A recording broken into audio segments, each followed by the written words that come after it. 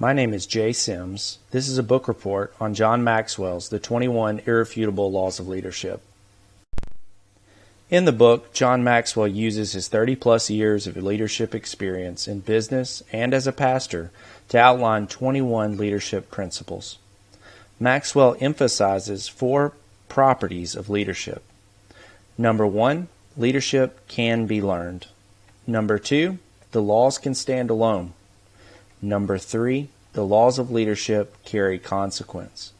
And finally, these leadership laws are the foundation of leadership. Chapter 1 is titled The Law of the Lid. Leadership ability is the ceiling that determines a person's success. The book narrates the example of the McDonald brothers. They successfully managed McDonald's hamburgers in California, but were unable to create an empire of franchises until they partnered with a leader, Ray Kroc. As shown in the chart, there is a relationship between dedication and leadership actually has a multiplying effect on an organization.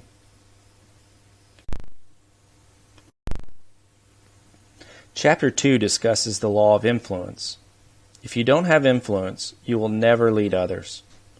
The book outlines the story of Princess Diana. At first, she was shy and used her title only and her position to influence. Later, she became a person of influence in her own right and is regarded as one of the great leaders of the world.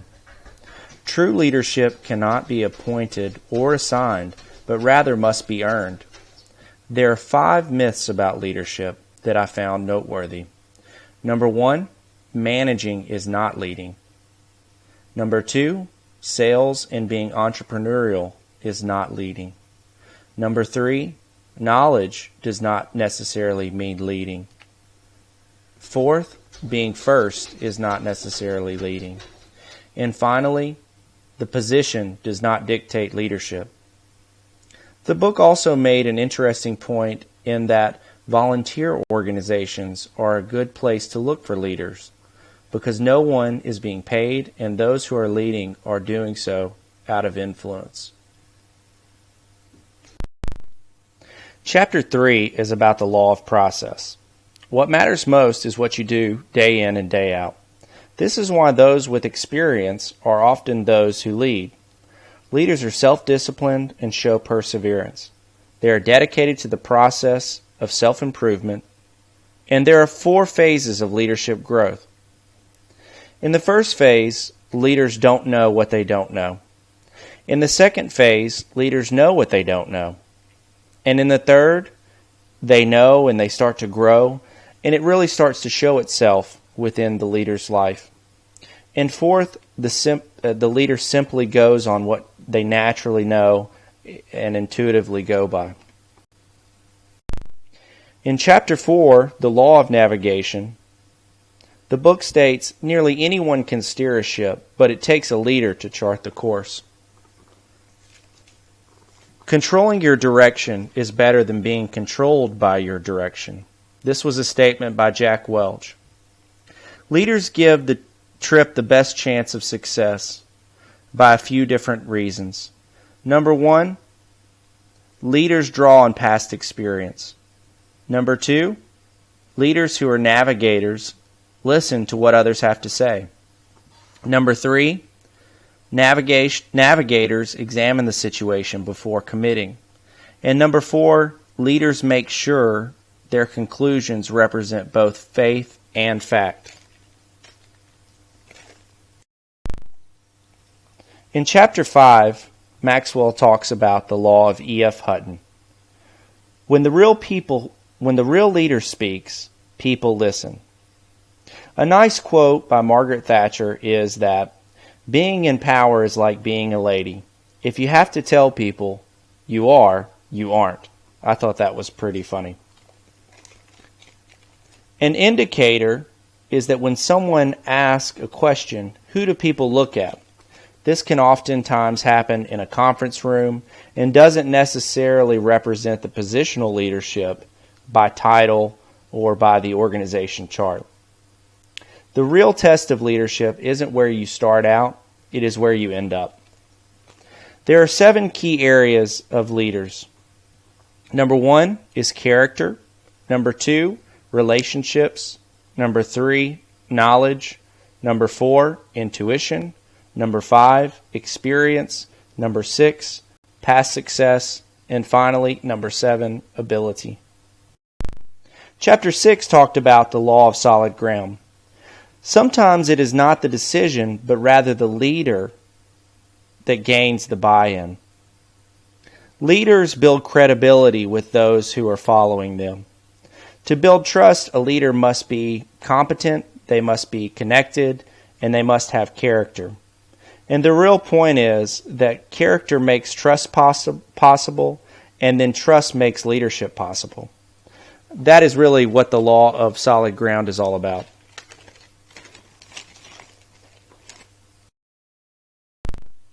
Chapter 7 is about the law of respect.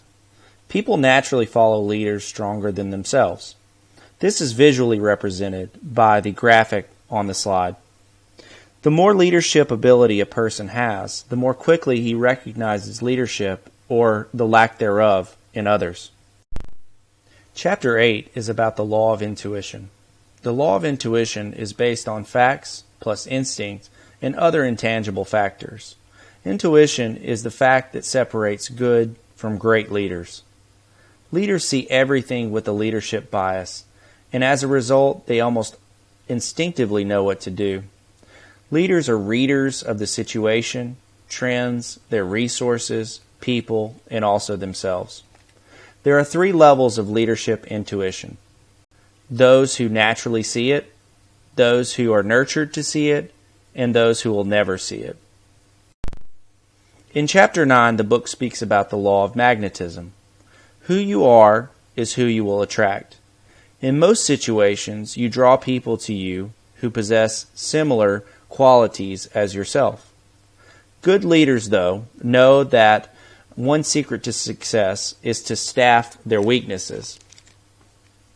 Characteristics of attraction include attitude, generation, background, values, life experience, and leadership ability.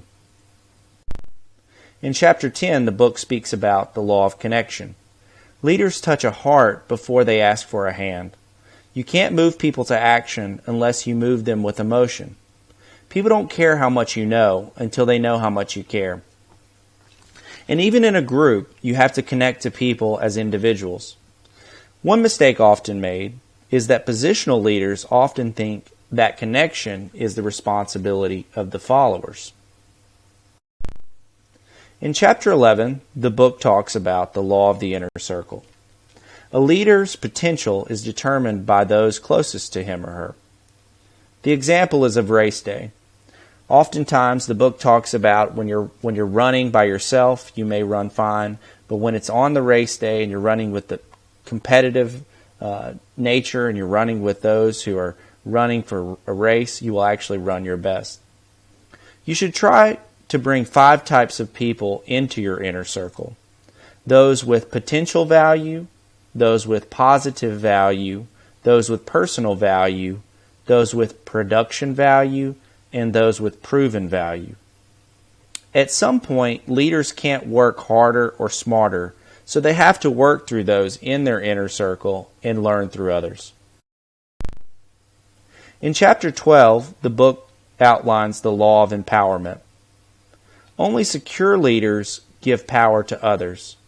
The best executive is the one who has sense enough to pick good men to do what he wants done, and the self-restraint enough to keep them, or to keep himself, rather, from meddling with them while they do the job they were hired for. A few common reasons that leaders don't empower others include a desire for job security, resistance for change, a lack of self-worth. Great leaders gain authority by giving it away. Chapter 13 outlines the law of reproduction. It takes a leader to raise up a leader. More than 4 out of 5 leaders emerge because of their mentors. For instance, Half of the head coaches in 1998 came from two coaches, Bill Walsh and Tom Landry. And that was in the NFL. People cannot give to others what they themselves don't possess. Leaders who develop other leaders see the big picture, they attract potential leaders, and they create an eagle environment. Chapter 14 talks about the law of buy-in. People buy into the leader and then the vision. People don't at first follow worthy causes, but rather follow worthy leaders with worthwhile causes.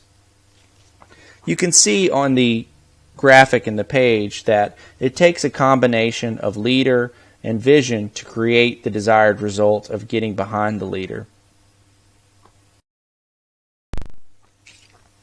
Chapter 15 covers the law of victory. Leaders find a way for the team to win. The alternative to winning seems totally unacceptable to leaders. When the pressure is on, great leaders are at their best. Victory is possible with these components. Number 1, unity of vision. Number 2, diversity of skills. And number 3, a dedicated leader who raises players to their potential. Chapter 16 discusses the law of the big Mo. Momentum is a leader's best friends.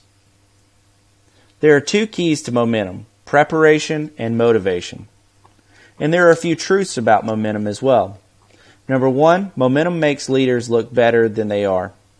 Number 2, momentum helps followers perform better. Number 3, it is easier to steer than it is to start momentum. Number 4, momentum is the most powerful change agent. In chapter 17, the book discusses the law of priorities.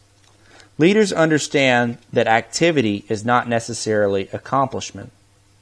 Leaders never get to a point where they can no longer need to prioritize.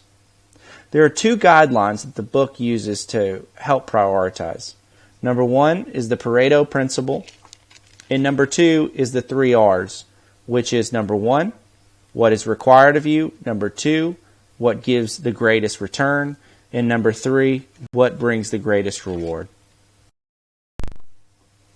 Chapter 18 talks about the law of sacrifice. A leader must give up to go up.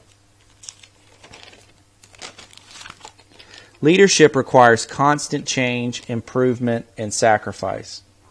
And I thought the graphic in the book, which is shown on the slide, was a great representation of the relationship between leadership and rights and responsibilities.